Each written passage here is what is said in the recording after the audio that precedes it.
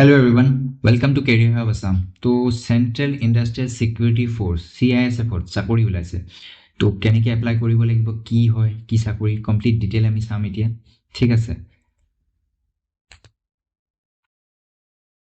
CISF-ত চাকৰি ওলাইছে। Central industrial security force recruitment for meritorious sportsmen and women to the post of head constable general duty against sports quota। যোনে যোনে খেলুৱৈ হোৱা তোমালোকৰ কাৰণে বহুত ভাল খবৰ।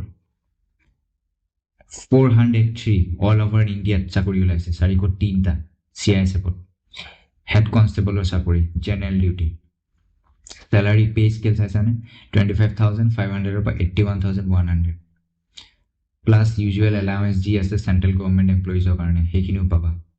Define contribution of pension known as national pension system, সেইটোতো আপোনালোকক এড কৰা হ'ব। এতিয়া কথাটো হ'ল কেনেকৈ মোডত আমি এপ্লাই কৰিব লাগিব, কি হ'ব, চিলেকশ্যন কেনেকৈ হ'ব, কমপ্লিট ডিটেইল চাওঁ।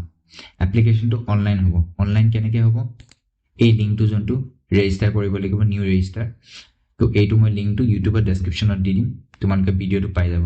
ঠিক আছে, তো নেক্সট চাওঁ। এইটো লিংক কৰি ৰেজিষ্টাৰ কৰি কিনে এপ্লাই কৰিব লাগিব। প্ৰথমতে হ'ব ট্ৰায়েল টেষ্ট, ঠিক আছে। তাৰপিছত হ'ব proficiency test, physical standard test, তাৰপিছত হ'ব ডকুমেণ্ট ভেৰিফিকেশ্যন মানে ডকুমেণ্টেশ্যন, তাৰপিছত হ'ব মেডিকেল টেষ্ট। এই গোটেইখিনি টেষ্ট পাছ কৰাৰ পাছত তোমালোকক চাকৰিটো দিয়া হ'ব। ঠিক আছে, তো এপ্লিকেশ্যনটো এপ্লাই কৰিবলৈ যোনটো মই দেখাই কিনে দিলোঁ, ইয়াৰ পৰা এপ্লাই কৰিব লাগিব। নেশ্যনেলিটিটো ইণ্ডিয়ান হ'বই লাগিব, প্লাছ কোনখিনি খেল, এইফালে মেন দিছে, এফালে উইমেন দিছে। এইটো উচু কেইটা পোষ্ট আছে, 6টা, আৰু ছোৱালীৰ কাৰণে 5টা। টেকনিক টাইকাণ্ডো 2টা, এইফালে 6টা।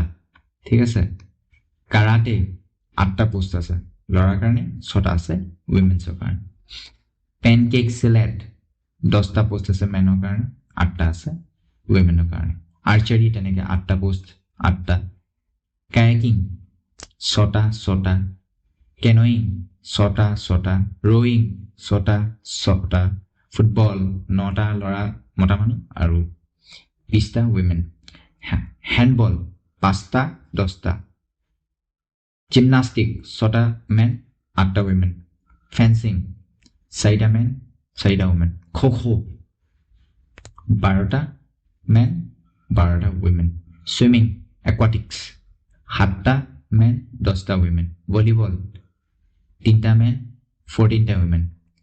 ঠিক আছে, এইখিনি বাস্কেটবল, টেনিছ, বেডমিণ্টন, চাইক্লিং, গোটেইখিনিৰ কাৰণে এথলেটিক্স টোটেল 30টা, সেইফালে 28টা। টোটেল মিলাই কিনে কেইটা পোষ্ট আছে, নিয়েৰ এবাউট 403টা।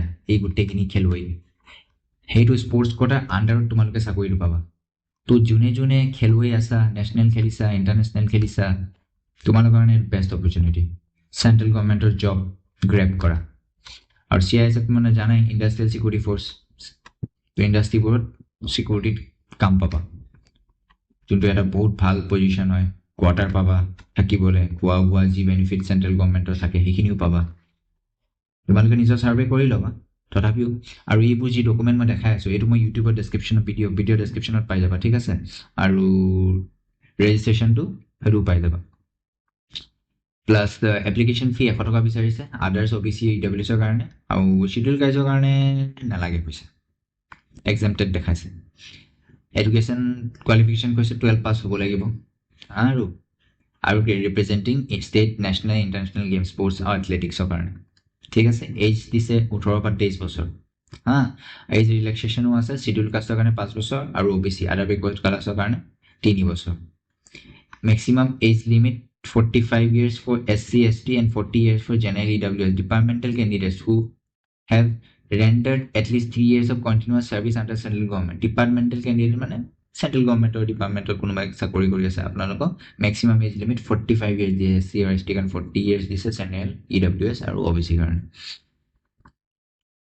ক'ত পাৰ্টিচিপেট স্পৰ্টছ ইভেণ্ট ক'ত পাৰ্টিচিপেট কৰিছা, তাৰ বিনিময়ত তোমালোকে এই চাকৰিটো পাবলৈ পাৰা। জিকা নিজিকা সেইটো ডাঙৰ কথা নহয়, তুমি ষ্টেট খেলিছা নে নাই খেলা, তুমি চেণ্ট্ৰেল খেলিছা নে নাই খেলা, তুমি ইণ্টাৰনেশ্যনেল খেলিছা নে নাই খেলা সেইটো মেটাৰ কৰে। সেইটো যদি খেলা তোমাৰ চাৰ্টিফিকেট আছে, ইউ আৰ এলিজিবল। ঠিক আছে, মেলৰ হাইট কিমান হ'ব লাগে, ফিমেলৰ হাইট কিমান হ'ব লাগে, সেইখিনিও চাব লাগিব, সেইবোৰ বস্তু চাবলৈ, চেষ্ট কিমান হ'ব লাগে, হাইট কিমান হ'ব লাগে, ফিটনেছটো জানিবা, ফিটনেছটো কেনেকৈ হ'ব লাগিব, চেণ্ট্ৰেল গভৰ্ণমেণ্টৰ চাকৰি, তেনেকৈ এই গোটেই ডিটেইলছখিনি, এই গোটেই ডকুমেণ্টটো 39 পেজৰ ডকুমেণ্ট হয়। গোটেইটো বস্তু চাই ল'বা, কেনেকৈ কি হয় গোটেইটো পঢ়ি ল'বা। মই ভিডিঅ'টো বেছি ডাঙৰ নকৰোঁ, এই ডকুমেণ্টটো ডাউনলোড কৰা মই ডিছক্ৰিপশ্যনৰ লিংকটো দি দিছোঁ। ডাউনলোড কৰা, পঢ়া, গোটেইটো ভালকৈ বুজি লোৱা, তাৰপাছত এপ্লাই কৰা। এপ্লিকেশ্যন ফি 100 টকা, আৰু ST/SC কাৰণে no need of any money, it's free, you need to apply. How you can apply? A new registration, মই লিংকটো ডেছক্ৰিপশ্যনত দি দিছোঁ, আপোনালোকে ক্লিক কৰি কিনে এইটো এপ্লাই কৰিব পাৰিব। তাৰ আগতে এই ডকুমেণ্টটো ডাউনলোড কৰি ল'ব, এইটো লিংকো মই ডেছক্ৰিপশ্যনত দি দিম, ইউটিউব ডেছক্ৰিপশ্যনৰ ভিডিঅ'ৰ লিংকৰ ডেছক্ৰিপশ্যনত দি দিম, আপোনালোকে ক্লিক কৰি ডাউনলোড কৰি এইটো ভালকৈ পঢ়ি ল'ব, তাৰপাছত এপ্লাই কৰিব, কেনেকৈ এপ্লাই কৰিব লাগে, কি কৰিব লাগে। ঠিক আছে, নিউ ৰেজিষ্টাৰ কৰিব লাগিব, নিউ ৰেজিষ্টাৰ কৰি কিনে কমপ্লিট বস্তুটো কৰিব লাগিব। ঠিক আছে, থেংক ইউ ভেৰি মাছ। আৰু ভিডিঅ'টো লাইক কৰা, শ্বেয়াৰ কৰা আৰু ছাবস্ক্ৰাইব কৰা। ঠিক আছে, আৰু এনেকৈ ভিডিঅ' আহি থাকিব, এনেকৈ ভিডিঅ' আহি থাকিব। ঠিক আছে, থেংক ইউ ভেৰি মাছ।